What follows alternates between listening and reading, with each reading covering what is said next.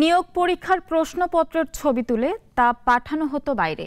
দ্রুত সমাধান করে ডিভাইসের মাধ্যমে কেন্দ্রে পৌঁছে দিত প্রশ্নপত্র ফাঁসকারী একটি চক্র। সম্প্রতি সরকারি প্রাথমিক বিদ্যালয়ের সহকারী শিক্ষক নিয়োগ পরীক্ষার প্রশ্নপত্র ফাঁসে জড়িত 5 জনকে গ্রেফতার করেছে পুলিশ।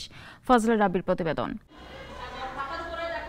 গত 29 মার্চ সরকারি প্রাথমিক বিদ্যালয়ে সহকারী শিক্ষক নিয়োগের তৃতীয় ধাপের লিখিত পরীক্ষা অনুষ্ঠিত হয়। মাদারীপুরের 5 কেন্দ্রে প্রশ্ন ফাঁসের ঘটনায় কয়েক পরীক্ষার্থীকে ডিভাইস সহ আটক করা হয়। মামলা করেছেন জেলা প্রাথমিক শিক্ষা অফিসার।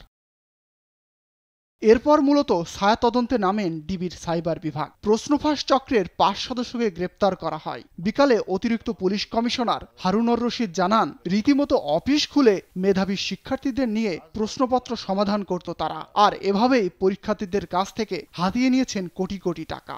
29 তারিখের আগেই ওই যে প্রশ্নটার সমাধানের দায়িত্ব তারা পেয়েছিল এবং সমাধান করার জন্য তাদেরকে ওই জ্যোতির্ময়ের চাচা অসীম সে বলছে, তোমরা যতটা প্রশ্ন সলভ করবা তোমাদের প্রত্যেকটার জন্য 12,000 15,000 টাকা দেওয়া হবে। পরীক্ষা পাস করিয়ে দেওয়া, রিটেন পাস করিয়ে দেওয়া, চাকরির জন্য 10 লাখ 12 লাখ টাকা কন্ট্যাক্ট করেছেন এবং পরীক্ষা যাওয়ার আগেই তার মোবাইলগুলিতে ডিভাইসের মাধ্যমে উত্তরপত্র চলে যাবে। সেই ইয়েতে তাদের কারো কাছ থেকে 3 লাখ, কারো কাছে 5 লাখ, আর রিটেনে পাস করে তাদের কাছ থেকে বাকি টাকাটা নিবে। এ শর্তে তারা চুক্তিবদ্ধ। প্রশ্নপত্র ফাঁসের ঘটনায় রমনা মডেল থানায় সাইবার নিরাপত্তা আইনে একটি মামলা হয়েছে বলে জানায় সাইবার দক্ষিণ বিভাগ।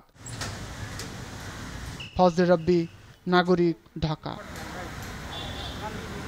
একমাত্র ওয়ালটন এসি দিচ্ছে 1 বছরের রিপ্লেসমেন্ট গ্যারান্টি।